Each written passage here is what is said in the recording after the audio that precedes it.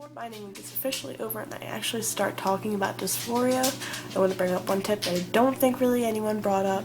When you take off your binder, cough 3 times from your lungs, just from here, because when you bind, the compression can make fluid build up in your lungs, and you want to make sure not that it necessarily comes out of your mouth, but that it just starts rising from your lungs so it doesn't settle, that kind of stuff. Now we're good, on to dysphoria. Guys, happy Monday. Welcome back to Dailymaleftm.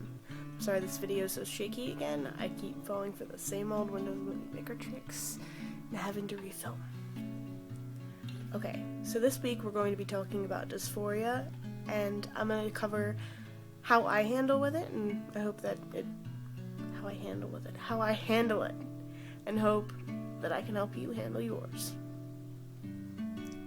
Alright, so one of the best ways that I've found to deal with dysphoria, whether it's bodily dysphoria or dysphoria that you can get from someone misgendering you, I think that exists.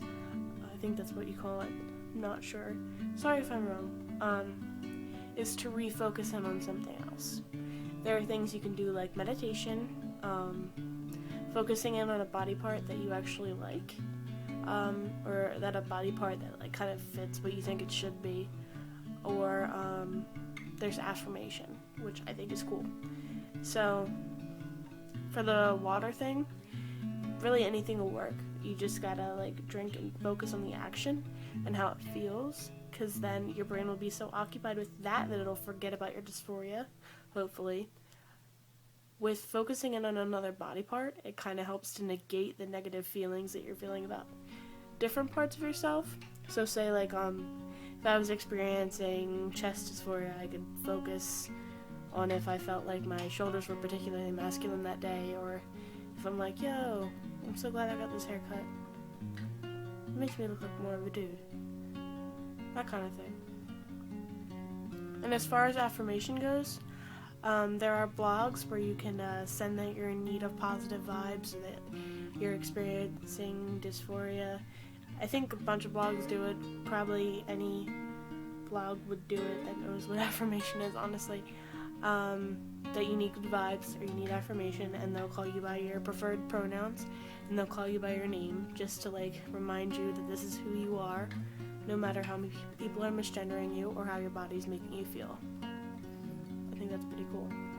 To say that affirmation is kind of a distraction because it,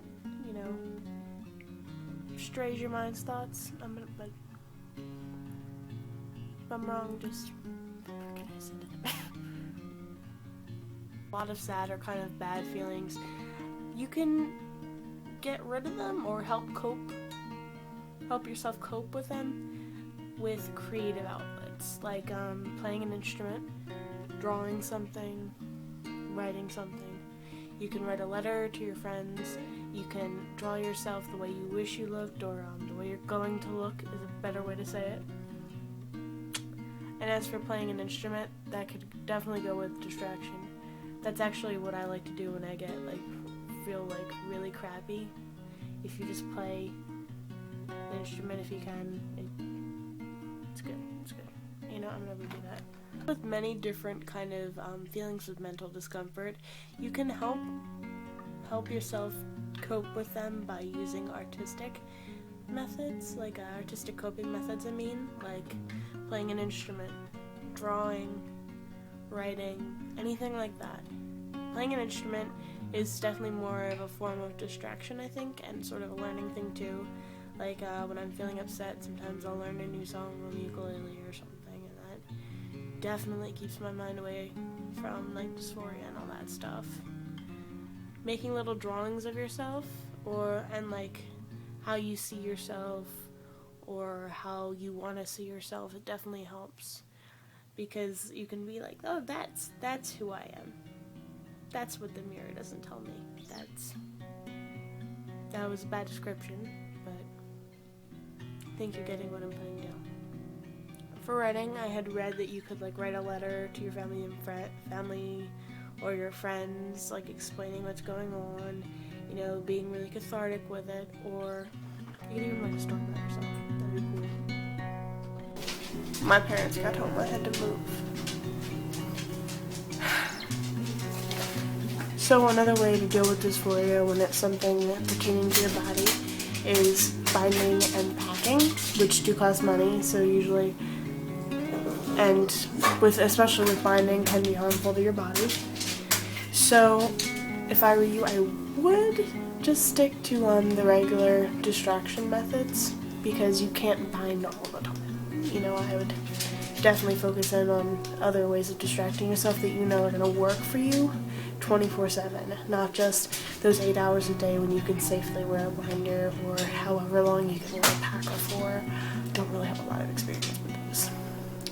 But otherwise, if you are able to wear them and they work well for you, they're totally viable methods, and they can definitely help you pass and help you feel better about the way you look and ease your gender dysphoria. That's all I got for you guys today. I will see you back here next Monday on Dailymaleftm.